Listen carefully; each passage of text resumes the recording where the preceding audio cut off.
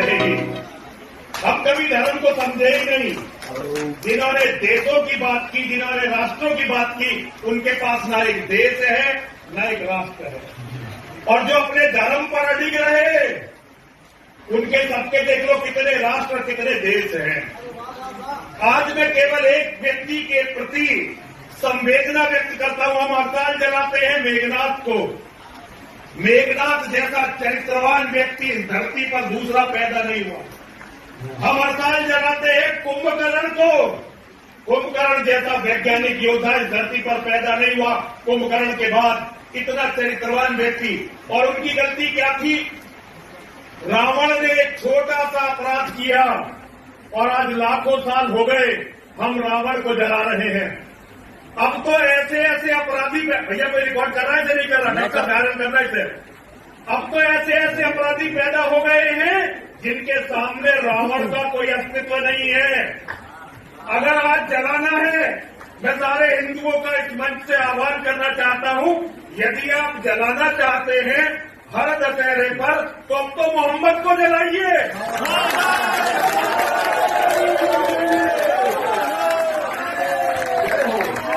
दुनिया में जो खून खराबा हो रहा है, जिसके कारण खून खराबा हो रहा है, वो है अरब का दरिंदा मोहम्मद। अगर जलाना है तो मोहम्मद के पुतले जलाने शुरू करो, ताकि दुनिया मोहम्मद के बारे में। और जब हम राजनीति की बात करते हैं तो एक बात याद रखना, केवल मोहम्मद के मानने वालों को 1.5 दिन लगा, वो हमारे बांग्लादेश में 16 लाख बहन भाइयों को खा गए। हो सकता है आप में से बहुत सारे लोग उन्हें बहन भाई ना मानते हो, लेकिन नरसिंहानंद, जिसने अपना पूरा जीवन आपसे, हिंदुओं से भीख मांगकर खाने में लगाया, वो नरसिंहानंद अच्छी तरह से जानता है कि दुनिया में जहां भी हिंदू है वो मेरा भाई है, मेरी बहन है। और उनका कातिल कोई और नहीं, मोहम्मद और मोहम्मद की किताब कुरान है। जब तक इन्हें नहीं जलाओगे, धरती पर शांति आने वाली नहीं है। आज दुर्भाग्य है, जिन लोगों ने हमारे कवि जब अपने हिंदुओं की प्रशंसा करते हैं तो मुझे कई बार बहुत शर्म आती है। दुनिया की हम एकमात्र निर्लज्ज कौम है। 16 लाख बहन भाई हमारे मारे गए और हम उनके साथ क्रिकेट खेल रहे हैं। दुनिया में और किसी कौम के साथ नहीं हो सकता। इजराइल 7 अक्टूबर 2023 एक घटना हुई, मोहम्मद के चेले इजराइल में घुसे और देखो उनका हवन अब तक याद चल रहा है, उनका तर्पण अब तक चल रहा है। लेकिन हम 16 लाख तो अभी मारे गए। नेता बयान तक, जिन नेताओं के बारे में कवियों ने लाखों कविताएं लिखी, वे नेता उन लोगों के लिए, हमारे लोगों के लिए फिट नहीं कर सके। ऊपर से आया आदेश कि कोई भी बांग्लादेश के हिंदुओं के बारे में नेता बोलेगा नहीं।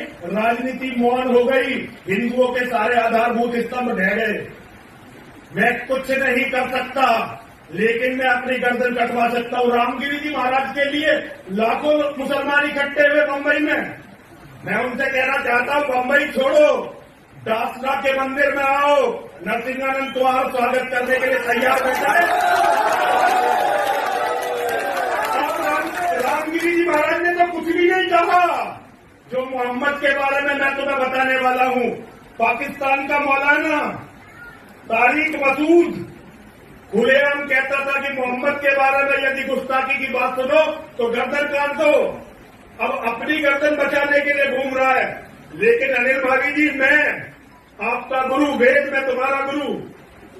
कल को याद रखना कि इजराइल ने लड़ाई लड़ी थी युद्ध के रूप में, लेकिन वैचारिक युद्ध कहीं से शुरू हुआ तो वो डासना के देवी मंदिर से शुरू हुआ।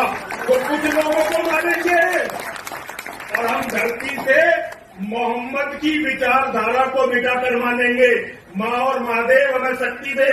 और मैं अपने कवियों से ये प्रार्थना करना चाहता हूं, केवल यहां की बात नहीं है, जहां भी जाओ तो ये मान के जाना, धर्म से बड़ा कुछ नहीं होता।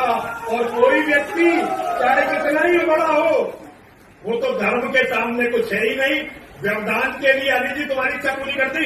हाँ जी होगी। तो वायरल कर देना, ठीक है आप भी वायरल कर देना, पता चले आप करोगी, अली जी करेंगे तो पता चलेगा कि नरसिंहानंद ने कहा है अब रावण के नहीं मोहम्मद के पुतलों को फूको।